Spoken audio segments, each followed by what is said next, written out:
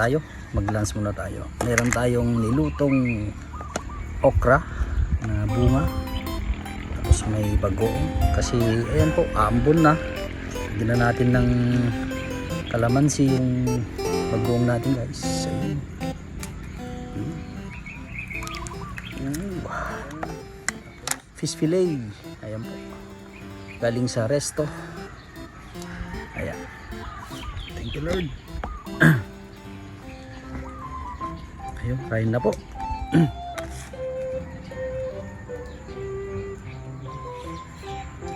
Kain na po.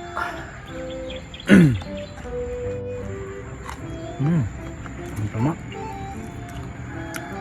Okay pala yung bagong, may kalamansi talaga. Ito actually pwede na rin ko, solong ulam to, bagong kalamansi. Pero sakto, may okra, pinitas natin sa tanim natin ngayon.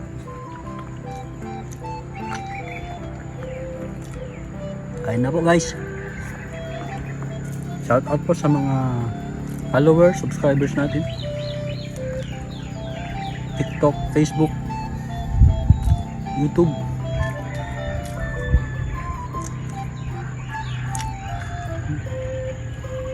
Tama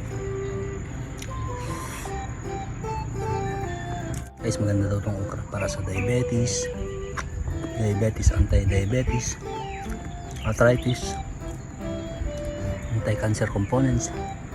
Meron din yung bagoong, yun lang kasi yung toxin. Kunti lang. para may lasa.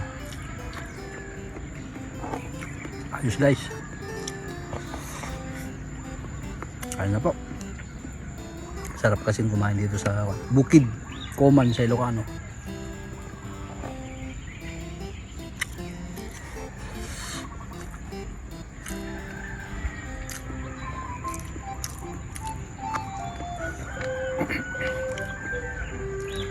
Mukhang aambon na nina. Maambon na kanina pero lumigil. Kain muna tayo siguro. Hinaan muna tayong kumain.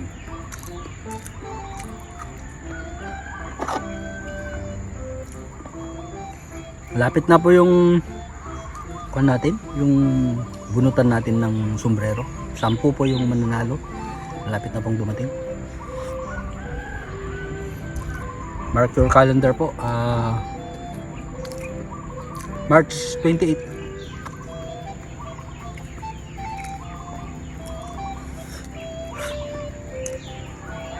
Kasi kon po